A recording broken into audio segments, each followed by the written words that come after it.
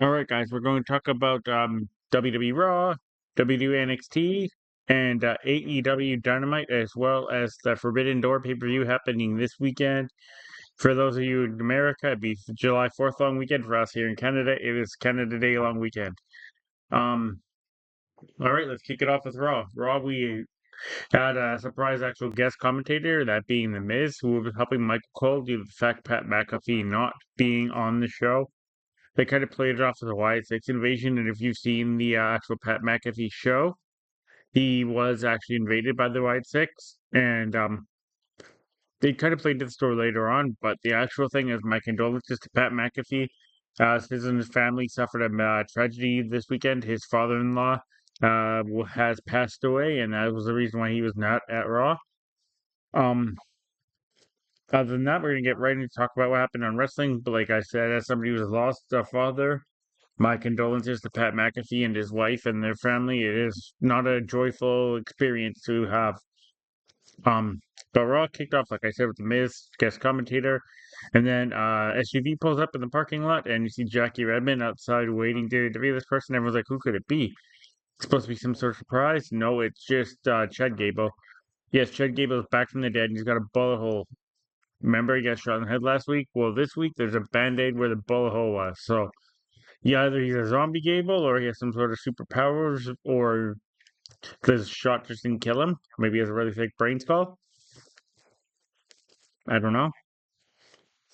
But it's cool to see Chad Gable back, and maybe this might make him a little different Gable, a little more paranoid aggressive, what do you want to call it? But he had a Money in the Bank qualifying this match this week.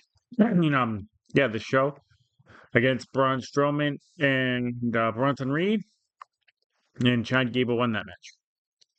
So we'll just talk about that. It was not the most memorable thing. It's kind of Braun Strowman and Bronson Reed did a little bit of big man sleeping slapping man meat thing. Gable did his lot of explosive elasticity.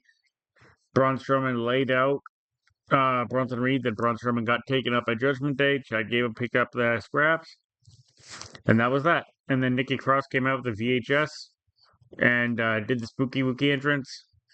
Handed the VHS to Michael Cole, and oh, excuse me, guys, long day. We'll find out later on in the show what the VHS was on, and I'll talk about it later on. After that, we went backstage of one of the many segments of Judgment Day, and we see Darty Dom eating chicken nuggets, and we see Carlito, Finn Balor, and JD McDonough all playing PS4, PS5, sorry, WWE 2K24 on a brand new TV. Apparently, all these gifts have come from Liv Morgan, and Damian Priest came into the dressing room, and Damian Priest is not happy. He sent all three of those guys out. Want to talk to Carlito Finn one on one. Excuse me, guys. Um, Damian Priest is not much longer for the Judgment Day. I think Finn Balor is eventually going to be taking over, and I think Liv Morgan will be taking Rhea Ripley's spot when Rhea lives, and Dirty Dom will be staying in because I think if anyone else is kind of reading into this, I think Liv and Dom have been in cahoots for a while now. And I think it was Dom's idea to take out Rhea because he was tired of having to be under Rhea's boot, so to speak. Also, side note, congratulations to Rhea and Buddy Murphy. They got married this weekend if nobody's seen it. So congratulations to the brand new married couple, and all these dudes out here can stop their fantasies about being with mommy. She already was taken off the market, now she's officially taken off the market. After that, we had a women's Money in the Bank qualifying match, which was who was it? It was Lyra Valkyria, Kairi Sane, and I can't remember the third participant, but long story short, Lyra Valkyria is through to the Money in the Bank women's match. Not the greatest match in the world, but it was there. Following that, we had The Miz running into Liv Morgan in the back, which eventually led to Liv Morgan somehow talking JD McDonough and Finn Balor into getting a tag team title match. So later on in the evening, we're gonna get Liv Morgan and Finn Balor versus The Miz and excuse me, R-Truth, or sorry, Miz Truth, whatever you want to call them, for the WWE Tag Team Championships. And can I ask you guys a question? When was the last time you saw those titles defended? I can't, since they won them. I don't think I've seen them defend them once. They've had random goofy spots where they claim they're going to defend them and nothing happens, but it is what it is, I suppose. Following that, we had a random women's tag team match, which was the women's tag team champions. This is Katana Carter and Kaden Chance, and it was there. I think the whole thing was there just for the damage control to come out and kick the ever living crap out of the Dawn and Alba Fire. At one point, Kyrie did this really. Sorry, not Kyrie. Um, excuse me, guys. Eel did this really cool moonsault onto both champions, and it looked like it actually really kind of hurt Kylie Ray, or she was just selling it really well the way she was rolling around on the ground and just kept grabbing at her ribs. And there was also my apologies, I forgot there was a Braun Breaker and Braun Breaker Ludwig Kaiser match. Sheamus interfered, and there's one spot where it looked like Ludwig Kaiser had actually landed wrong and potentially been injured. So if he is actually injured, thoughts and prayers to Ludwig, hurry speedy recovery. But where is Gunther been during all of Ludwig's run here? Usually they're supporting each other, and Gunther's nowhere to be found. Following that, we actually had a backstage segment where Braun Breaker was getting tired of everyone getting involved in his segments and matches and everything, and he wanted a challenge. And randomly out of nowhere, Sami Zayn came, and we have an Intercontinental title match at the Money in the Bank pay-per-view in Toronto. And I hate to be the guy that says this, and I think it might be the right move to do, but Braun Breaker's getting the Intercontinental title. I like Sami. I think Sami's a great champion, but it's time to give that belt to somebody different, somebody you can make a star of as well, because Sami's already a massive star, doesn't need the belt. Sami doesn't need anything. I think Sami's going to be in another huge match in a month or two from here. Another War Games match. Sami's been in 2 now. This will be 3 for Sami. If you don't know what I'm talking about, just keep following the storyline of SmackDown. We've got the Bloodline versus the soon-to-be OG Bloodline. And I think Sami's going to be part of that OG Bloodline match. Following that, sorry guys, it's been a long day. Following that, we have our tag team title match. And we have new tag team champions. Liv Morgan interfered, ended up costing R-Truth and The Miz their tag team titles when she snapped R-Truth's throat against the top rope. He ended up on the ground. The Finn Balor hit coup de grace, which he barely ever hits, and lands perfectly. 1, 2, 3. And this is kind of bitter. This is kind of a cool situation because it's actual real life student and master. Because Finn Balor actually trained JD McDonough over 14 years ago. And now they are tag team champions, so it's kind of full circle in a way, right? I'm a huge Finn Balor fan. I have been for a long time since he was Prince Fergal, or Fergal Devite, whatever you want to call him, bound in Japan. When he was just a prince, the first ever founding member of the Bullet Club, the original Bullet Club. So there, Finn Balor is now tag team champions again for the 3rd time on Raw. Twice with Damian Priest, and now once with his student. Very, very cool. The Miz and R-Truth will definitely challenge again. They're gonna lose. They're not taking those belts off of Finn again this quickly. Unless Damian Priest somehow cost them, and then you definitely know that Finn's gonna go after Damian in that belt. Speaking about Damian Priest, we had an in-ring segment which is pretty cool with him and Seth Rollins. Pretty much Seth Rollins talked Damian Priest into saying if he loses, he's out of the Judgment Day. And if Seth loses, he can no longer challenge as long as Damian Priest is champion. And then I was saying, where is Gunther? Gunther just randomly came out, said he respects both these guys, and no matter who wins, the belt's going home with Gunther at SummerSlam. So that's what that was. Raw overall was not memorable, in my personal opinion. I've seen better Raws, I've seen worse Raws, but for me, this was not a very memorable Raw. Not a lot of cool stuff happened. Karrion Kross beat Kofi Kingston. No offense to Kofi. But to me, at this point, win over Kofi doesn't really mean much anymore. He's so very randomly used, and after what they did with him with the title to Brock Lesnar, I think a lot of Kofi's credibility, to me personally, has been hushed down the toilet, but that's my personal opinion. So, there's that. All right, guys, let's talk about what happened on NXT.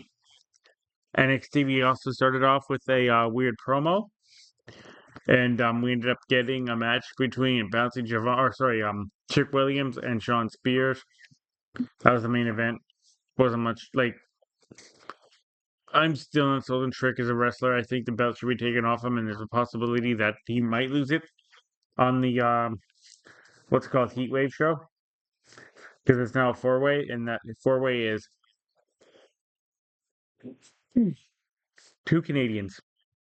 We have Shawn Spears and Ethan Page versus Javon Evans and Trick Williams. We also had a random match that was just Carmen Petrovic versus I can't think of versus Roxanne Perez, non-title, of course. It all happened because uh, Blitz Cardman was watching what's called a Love Ice match in the background. Thinks she's deadly. Roxy Sen did not like it. We had a match. Ends up with uh, Roxanne winning due to Pop Rocks. Starts celebrating. Tries to take out Lola Vice again. Lola Vice hits her spinning back fist 305. And let's just say the way that Roxanne sold this legitimately looked like she was dead. Sorry, guys, I'm going to backtrack a little bit here. I forgot to mention if you haven't seen it, go on Raw, and probably the best thing that happened on Raw that's going to happen on Raw for a long time. Go watch Uncle Howdy interview Bo Dallas. A lot of people are saying they're exploiting Bray and his death and everything, but I don't think that's it at all. I think this might have been kind of like Bray's vision in a way, but in a weird, twisted, different type of way, but with them interviewing each other, with their other characters interviewing them, if that makes sense. And I think this is just, I think that Bray would have liked this. It's been okayed by the Horotanda family. I think Bray's somewhere smiling down and proud of his brother for what he's done to carry on the legacy.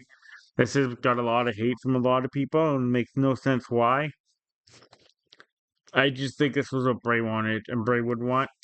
But I'm just telling you right now, if you haven't seen it, this thing is a thing of beauty. You have to see it. I hope they don't just do it for Bo Dallas. I hope they do this for every member of the White Six and they have a backstory for why they're doing the things they're doing. Like Dexter Loomis could be like, my wife left me and I lost everything and now I found this guy and he's convinced me into doing this and becoming this and I feel like this type of person and so on and so forth with Joe Gacy. Joe Gacy's a whack job. We all know that if anyone follows NXT. Now Nikki Cross has been weird for about a year and a half, 2 years. And Rowan Ferrone, he's lost his two best friends. And why not come back to the family and help him find his way originally, right? I think they should have all little these like 5 minute little vignettes that tell their story. We'll see if people agree with me or not. You can leave your comments in the comments below. But me personally, I think it's an absolutely genius idea to do it. But that's me. All right, guys, back to NXT. NXT, we had an insanely good Heritage Cup match between the Dawn and Nathan Fraser. And they're kind of teasing on NXT that Nathan Fraser and Axiom might not begin on the same page because Nathan Fraser's got too many things going on. And they're not having enough time to work as a team, yada yada. But I'm not worried about that. This match, I'm not going to really talk about it. You have Nathan Fraser goes up 1-0 in the match. Dawn ties it, goes to the very last round. Dawn wins with the spine buster. But you have to watch this match. It is brilliant storytelling at its best. It tells you how one side is united, the other side is kind of like united but not united. And the fight that both these guys have, and it's just really, really good show. We find out because of a backstage statement that that next week we're gonna have Mia Yim, aka Michin, versus Jada Parker in a street fight. That's gonna be pretty cool. We had a tag team turmoil match to determine the number one contenders to the WWE NXT Tag Team Championships, which are currently held by Axiom and Nathan Fraser. I can I believe it is the New Catch Republic that were the number one contenders. I have to go back. Don't more question me on that, but I believe, if I'm not mistaken, the New Catch Republic won that match. Should be an okay match. That is also happening at the Heatwave pay per view. Then we had, excuse me, guys, probably the most predictable match on the entire show or week. So Ruka versus Santina Morella's daughter, Grace, and Sol Ruka won, of course, so she's the number one contender to the North American title. Also, we are getting Lola Vice versus Roxanne Perez for the women's championship at Heatwave. A lot of people want Roxanne Perez to drop this belt to Lola Vice. I don't think it's happening. To be honest, I don't think Lola Vice is all that good yet. She's gonna be good, and I know I'm gonna hate for this. Right now, all she really does is shake her butt and throw a fist. Not a champion. Sorry, my personal opinion. She has to show more. Like her character, she shakes her butt, and she's an MMA fighter. I don't know.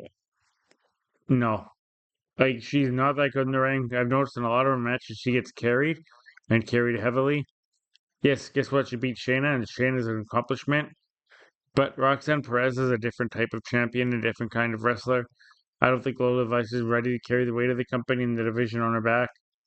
They shouldn't have two really young green champions. Plus, I still think Julia is going to be debuting at the end of this pay per view, and we're going to get Julia versus Roxanne at the Hot WrestleMania, aka SummerSlam NXT version. I can't stop yawning. It's a crappy, ugly day here in Vancouver, and I've just been working a long shift. Um, yeah, I think Julia's going to come out, and I think Julia is going to be the girl who Roxanne drops the belt to. Because Julia is an extremely talented girl. If you guys have not seen this girl yet, go look up Julia on the internet, on YouTube. Incredible worker. Following that, we had our main event. Trick Williams versus Sean Spears. Not a lot there. I thought it was kind of boring. Ends up, Sean Spears wins because I don't know how it happens, but Trick Williams gets hit in the face with the tabletop of the NXT desk. 1, 2, 3 after a C4 into a corner. And now, because of that, we had that four-way match for the NXT title at Heatwave. Hooray! Like I said, NXT was not that memorable this week. If I'm forgetting anything that kind of was memorable, let me know. Excuse me. Oh, sorry, it's Chase U that are number one contenders to the tag team championships due to outside interference from the mud or out the mud, wherever the hell they're called. But yes, the Chase U are the tag team number one contender to the tag team titles, and Joe Coffey lost to Leslie. It was just a match that was there. Both the guys could have done better. I thought it was just there. Following that, we had our AEW Dynamite. We kicked it off with an interview, or sorry, a promo from MJF, who calls out Daniel Garcia, and they're going back and forth with each other. They're about to agree on fighting each other at All In Wembley, and then Will Ospreay comes out, bragging about he's going to be AEW champion at the end of this weekend. And he told Danny Garcia he knows he wants a shot at his international title, but once he wins, he can have a double match on that next Wednesday. So that's set up. And as he's about to turn around and tell MJF to accept, he's going to accept MJF's offer. MJF says, "No, you got too much on your plate." We visit it later and just walks off. So MJF seems like he might have got upset by Will Ospreay. Maybe we're having a tease of a three-way between these three guys right here. Who knows? Or maybe Will Ospreay's got too much on his plate, like Swerve kind of tells him. He's like, "You got a tag team match with me later. Plus, you're making matches with a belt you don't have. Plus, you're gonna go on what's called Rampage on Friday before our fight and have a match. You got too much stuff going on." Then after that, we cut to the back, and we have an interview with Mark Briscoe, Kyle O'Reilly, and Orange Cassidy. Very, very funny. Very, very funny interview. Following that, I believe, if I'm not mistaken, we had a we had an Owen Hart qualifying match. Switchblade Jay White defeats Ray Phoenix in a very, very good, entertaining back and forth at points, and a lot of high flying at points match. The fact that that Phoenix did too much offense, he was going to lose that match. But either way, it was a good match. You can never sorry guys. You can't ever have a bad match with Will Ospreay, or sorry, not Will Ospreay, White and Phoenix. Following that, we had the Patriarchy, who won a shot at the three-ways championship, getting to a back and forth with Bullet Club Originals, whatever you call them, the Bang Bang Gang. And yeah, after the Owen Hart Classic is done, we'll probably see this match. I can't wait for the back and forth between Christian and Jay White. It's going to be amazing and hilarious. Following that, that's when we had our 3-on-3 women's match, which was Tony Storm, Mariah May, and Mia Nishirakawa versus Paige, Soraya, aka whatever you want to call her. Why do I always forget her name? I know her real name is Danny Ellie, but I can't remember what they call her in AEW. Oh, Harley Cameron and Anna Jay. Interesting bit of storytelling because it's kind of funny at the entrances. First, Mariah May comes out Tony Storm, then she runs back out to the entrance, gets ready, and does the Club Venus entrance with Mina Shirakawa. For those that don't know, they were tag team partners in Japan. Interesting. And the whole time during this match, neither Mina Shirakawa or Tony Storm would tag each other in, but they kept tagging in Mariah May. And Mariah was having difficulty deciding who she wanted to tag in. At one point, Mina Shirakawa blind tags herself in off of Tony Storm, ends up hitting her Shirakawa driver, and wins. And surprisingly, it wasn't NJ who took the pin, who I think is probably the least talented out of the six girls in the match, but that's me personally. It was an okay match. The ending was better, as they're celebrating, that being Marina Shirakawa, Mariah May, and Tony Storm. Mariah May goes to get a glass of champagne for each Tony Storm, and Mina Shirakawa. She hugs Tony Storm, and as Mina Shirakawa is ready to load up and hit Tony Storm with the champagne bottle, she misses and hits Mariah May. Mariah May goes out cold instantly, and yeah, it looks like we may be hinting at something here. We'll see. Following that, we had Miss Money in the Bank, cutting a little vignette on Stephanie Van Court. It is title versus title. New Japan Women's Strong Championship versus the TBS title. I'll give you my prediction in the predictions that I'm going to do in a little bit, but I don't know how either one of these people loses. I think Mud may lose because she's not as well known as the other, but that might be a spoiler for the predictions I'm about to give. Following that, we had the Acclaim come out and start cutting a promo. Young Bucks cut him off, challenge him to a 3-on-3 match at the pay-per-view. Billy Gunn said he would like to step, but instead he's going to give it up to the ace of New Japan. So we got the Ace, the Rainmaker, the Bucks, and the Acclaimed. That's going to be an amazing tag team match. We also have now, because Chris Jericho, who is freaking hilarious, if you have not seen the Learning Tree gimmick, go check it out. He thought he had a guy in his back pocket, admitted he did not watch the tape. But for the FTW Championship, we have Minoru Suzuki versus Chris Jericho, the Learning Tree. And then we had our main event. It was Swerve and Osprey versus the Gates of Agony. And Osprey did a lot of the heavy work and did a lot of the beatdown on Gates of Agony. Swerve got beat down by the Gates of Agony. There's a DQ in the match. At one point, the Gates of Agony were going up to Swerve after the match, and Will Ospreay saves him. Following that, Will Ospreay looks at Swerve's belt. Swerve doesn't like it, knocks out Will Ospreay. So a little bit of a tease. Because Swerve is standing over Will Ospreay at the belt. I think Will Ospreay does not win the belt because he's not ready, nor does he need it yet. And that's that. All right, guys, let's talk about the pay-per-view. Let me just pull it up here. It's Forbidden Door 2024, the third one. We are starting off with a kickoff match, which is going to be Chris Statlander and Momo Wanatabe with Stokely Affley versus Willow and Tam Nakano.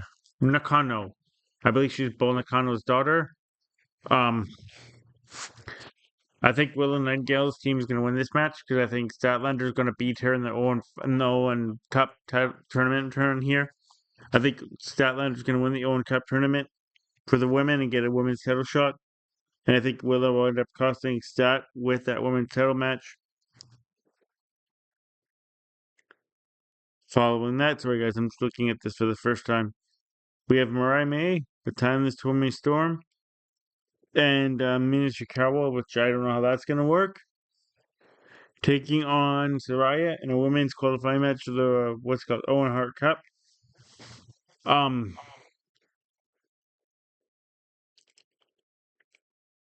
if they screw over, who's going to screw over? It's going to be the American part of her that's on the head, or is it going to be the Brazilian part of her that's on the head? Um, I think that for the majority of this match, Mariah's going to kick the ever having crap out of Saraya. Saraya's going to get her moment. She's going to get close to her finish. And I think Mia is so mad at Gigi that he is going to end up costing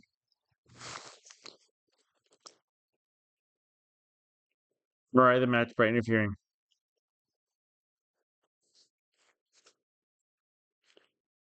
Following that, we have Los Ingobernables de Japan versus the Lucha Brothers, Penta and Ray Phoenix. Didn't know this match was actually happening. The Lucha Brothers win. That's my personal opinion. It'll be a good match. I think the Lucha Brothers win, though. Following that, we have Kazuki Takeshita versus Mark Briscoe versus Jack Perry versus Dante Martin versus Leo Rush versus El Fantasmo. And the ladder match will determine the number one guy for the champion of TNT, sorry. And Jack Perry's gonna win. AEW wants to stable, or sorry, the Elite wants to stable for the champions. Jack Perry's been a good creep, but he could play an even better champion. And I think Jack Perry wins. Following that, we have Timeless Tony Storm versus Mina Shirakawa with Mariah May in the middle, I'll call it. Mina Shirakawa was good. I don't think she's the person to take the belt off Tony Storm, therefore Tony Storm wins. I think Mariah May is going to play some role in it, and she's going to get at Mina Shirakawa for screwing her over and sending her down on her ass in front of everybody and making her almost cry. Following that, we have the match I've been waiting for a long time. Mercedes Moné versus Stephanie Van Court. This is number 2. Mercedes won number 1.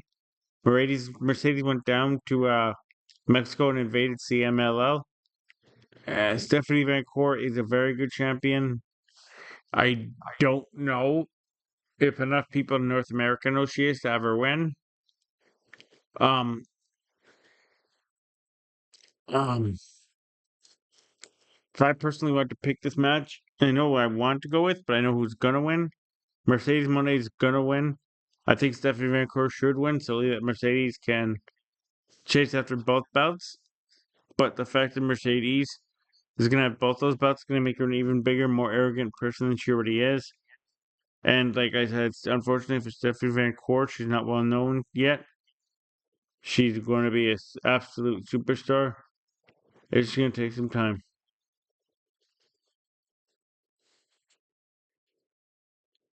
Following that, so guys, the AEW always has really long shows. We have the Learning Tree, Chris Jericho versus Minoru Suzuki. This all happened due to a funny incident that happened on Dynamite, and it's for the World Championship.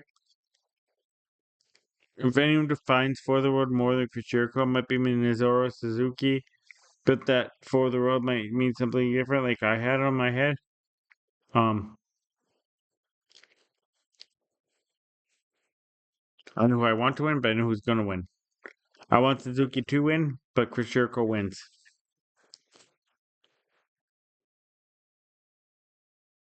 Hang with me, guys. It's a really long show. AEW's always got really long shows. Following that, we have Orange Cassidy versus Zack Sabre, which is a match that's going to steal the entire weekend. This one's way too tough to call. If I want to pick, and I think I should, and I know I gotta pick, and I know that Zack Sabre lost his only ever match on pay-per-view in AEW. Um, Zack Sabre is going to beat Christopher Daniels because Christopher Daniels doesn't care, or sorry, because Brian Danielson doesn't care if he wins or loses anymore. At this point, he just have good matches. Why not just run it up his win loss record once he's here, right? Following that, I think we're getting close to the end of this pay per view, guys. I believe it might be the match for the AEW Championship. Or sorry, here we go. It is John Moxley, the champion, versus Tetsudo Naito, and that is for the IWGP Championship. Do they want to keep the belt on John for a bit longer so it's more noticeable, or do they want to give it to an actual wrestler that wrestles in their company? Um,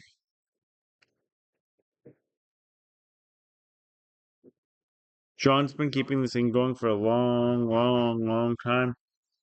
Does he want time off? Is he okay being champion in Japan? Is Japan happy being John the champion still while it's in North America? I think all the answers to that question are yes. So John Moxley's going to retain the belt. Following that, we have Hunter versus MJF. I've not seen enough Hunter do that alone. I'm going to say MJF wins. Following that, we have the Elite, Matthew Nicholas Jackson, and Kushida Okada versus the Smoking Aces. Anthony Bowens, Matthew Caster, and Tashihane Tanahashi, sorry. Tanahashi and Tanahashi and Okada have a great history. And Okada's becoming a bitch that he can adopt some of the Young Bucks moves and tactics. Is Tanahashi gonna go good with the acclaimed? Um Young Bucks win.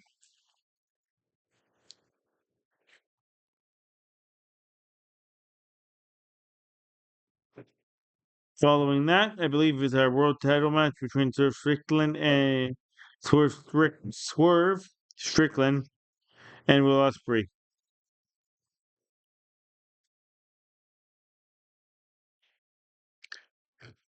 I yeah, that's why I can hesitate for a second. I don't know what to tell you.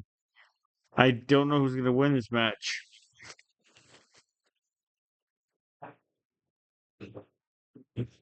Sorry, I wasn't sleeping. Then I'm trying to think. Uh,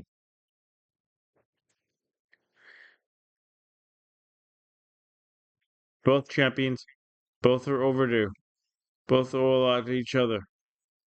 Both had a great run as tag team champ, not champ, tag team. Um,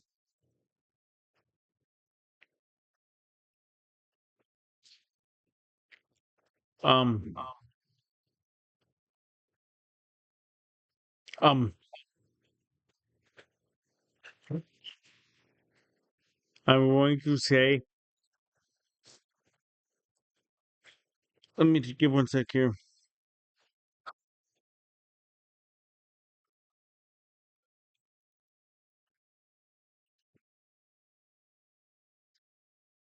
Give me a sec, guys.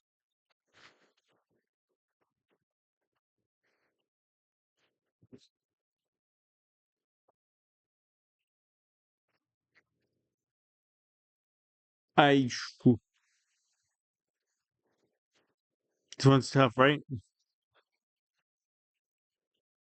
Chris Campbell, Samoa Joe. I think the Samoa Joe's unbeatable right now. I think that he is going to win the NXT Championship. Or for the AEW Championship. Alright, guys. My, I'll talk to you guys later. Enjoy the pay-per-view. Enjoy SmackDown this Friday, and Enjoy the news. Bye.